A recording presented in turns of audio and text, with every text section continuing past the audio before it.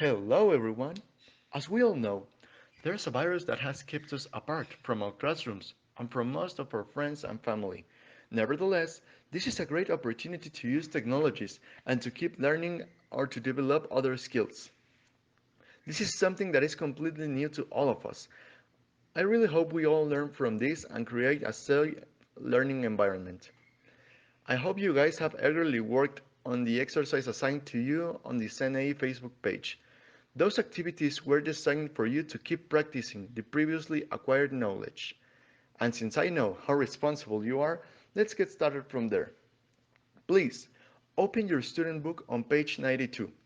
We are going to start working on Unit 8, where we will talk about identity and communication. So, first of all, I would like for you to brainstorm on 3 ways to greet people in our country. Please write them down in your notebook. While you're writing them down, please pause the video until you have finished writing them down. Are you finished? Let's go over some possible answers. Thinking about current situation with the coronavirus, the best way to greet people is definitely by just saying hello, right? I would expect everyone to have this as your first opinion. Maybe before the previously mentioned situation, the other two most common ways to greet people were shaking hands and kissing someone on the cheek. This has changed a bit and might still remain that way for a few more weeks. The title of this unit is Common Ground. This might be a new concept that we can use when referring to basis mutual interest or agreement. In other words, something that is understood the same by everyone referred to. Now, we have an image. If we read the legend of the top right corner, it says, a kunik is a traditional Inuit greeting between family members and loved ones. Do we know what a kunik is? This is a way of expressing affection, usually between loved ones. Do we know who the Inuit people are? They are a group of culturally similar indigenous people inhabiting the Arctic regions of Greenland, Canada, and Alaska. With that being said, and by looking at the photograph, could a kunik be a typical scene here in San Luis? It's totally possible, right? Well, on to exercise 1 on page 93, we have already discussed the first question, so let's focus on the second question. How do you normally greet the people in the box? Let's look at the people mentioned in the box. Friends, parents, sales associates, teachers, visitors from other country, and your parents. So, how do you greet them? In any of the forms that brainstormed previously, go ahead, write them down how you greet them next to each person. Please pause the video while you're doing so, and once you finish, play it again.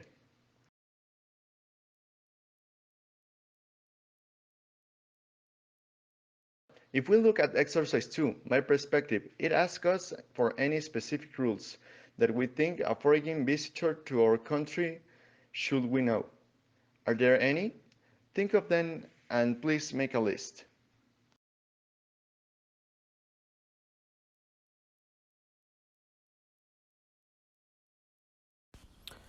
Okay, so moving on to exercise number 3, it says to complete the sentences with these pairs of words.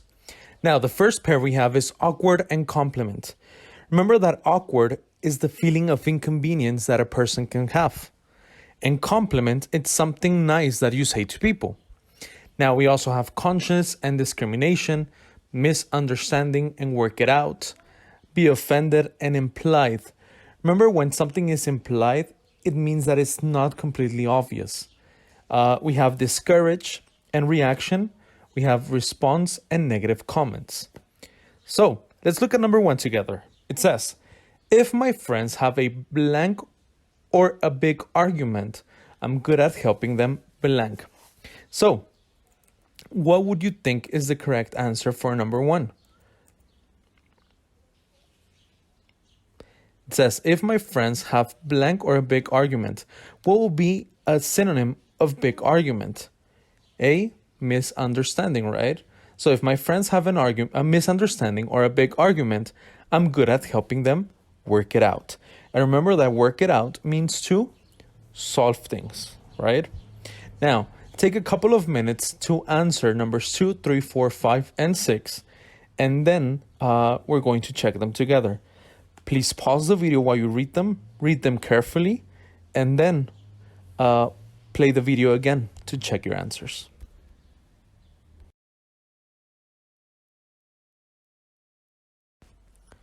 Now that you're finished, let's go ahead and do numbers 2, 3, 4, 5, and 6 together. Well, let's check them.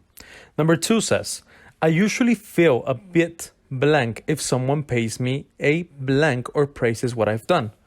So, which of the words at the top or in the box express a feeling? Correct. It is awkward, right? So I usually feel a bit awkward if someone pays me and a compliment or praises what I've done. Remember that praises what I've done, it's a synonym of compliment, right? Now, for number 3, it says, I would blank if someone blank that I looked older than I really am. So, what would you feel if someone told you that you look older than what you really are? So the correct answer would be, I would be offended if someone implied that I looked older than I really am. So if someone suggested that you look older, probably we would feel offended, right? Now, for the next one, I think the best blank to things like blank is to challenge them. So, what do you think it is? I think the best response to things like negative comments is to challenge them, right? Now, for number 5, it says, if someone tries to blank me from doing something, my initial blank is to want to do it more. Maybe here, the second answer would probably give us a hint on what what the answer is. My initial blank is to want to do it more. So, if you want to do something more, what is that called? It's your reaction, right? So for number 5, the first answer would be discourage, and the second one would be reaction. Good. Number 6 says, I think I'm pretty blank of how to avoid blank. So we only have one left pair of words. I think I'm pretty conscious of how to avoid discrimination. Excellent. Now, pretty much all of these words are kind of simple. Maybe just the ones that we went over are a bit not complicated, but maybe somewhat new. Okay. Now, guys, for exercise number 4, it says to read the sentences again and to think about if they're true or false for you. So I would like for you to pause the video a little and to think about these sentences. Go back and read them again and think about them. Do you consider they are true for you or are they false? Okay. And think about why. If it's necessary, please take some notes to have some clear ideas. Once you finish doing this, play the video again and we'll continue from there.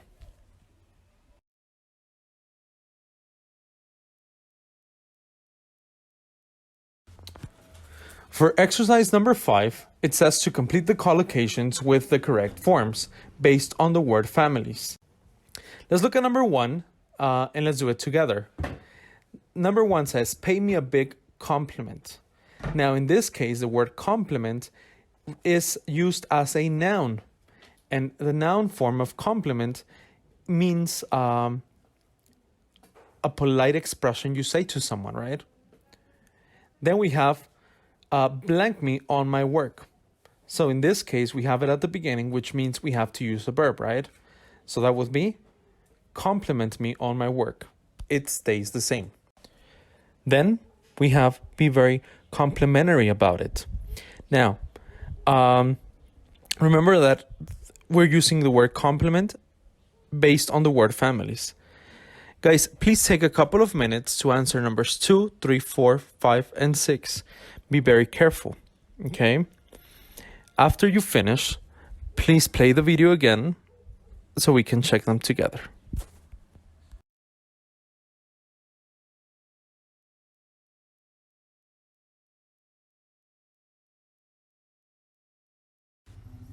On number 2, we have blank against young people. Now, what will be the verb that we use here? If in the next collocation we have fight discrimination, it means that we have to use the word discrimination, right? But now used as a verb. So what is the verb of discrimination? It would be discriminate. Discriminate against young people. Then we have fight discrimination and discriminatory rules. Number 3 says avoid blank people, a negative blank, and a stereotypical person. Therefore, we know that the word we need to use is stereotype, right? Because we have stereotypical. Now, so number 3, the first one says avoid blank people. If we know that we need to use stereotypical, what will be the verb for stereotype? It can either be stereotype or stereotyping, right? In this case, the correct answer will be stereotyping. Because if we wanted to use stereotype, we would have to say avoid to stereotype on people. But since we don't have those articles, we need to use stereotyping. And then we have a negative blank. So that would be a negative stereotype. Excellent. For number 4, it says took blank on what he said. Then we have didn't mean to offend anyone and use blank language. In this case, it says took at what he said. So if he took, we need to use the word offend or offense in this case. So number 4 would be took. Can we say offensive? All right, we need to say offense. Took offense at what he said. And the last one there says use blank language. So it's describing the language, therefore it would be offensive language. Number 5 can be a little bit tricky. We have respond blank to questions, an awkward silence, and a sense of awkwardness in social settings. Now, we know that the word we need to use is awkward. But the first one, we already have the verb, which is respond, which means the next word has to be in a word that describes the verb, which is an adverb. How do we change awkward into an adverb? It changes to awkwardly, right? So the complete answer would be respond awkwardly to questions. Now, for number 6, it says blank the instructions and a silly misunderstanding. So we know that the blank is at the beginning, therefore we need a verb, right? So what would be the verb of misunderstanding?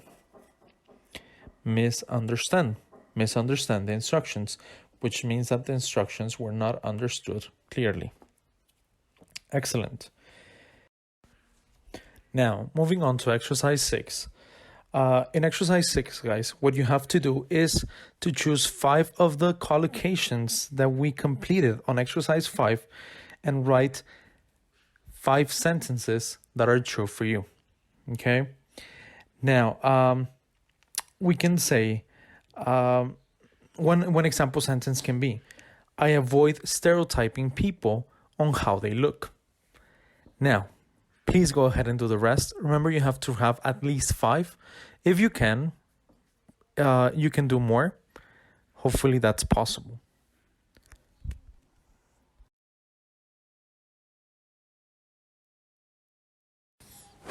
Now, I would like for you guys to take out your workbooks and work on pages 86 and 87. You will have to answer exercises 1, 2, 3, 4, 5, 6, 7, and 8. All these exercises are based on the vocabulary that we saw in our student books on page 93. Please make sure and take your time to answer them correctly, and then we will check them.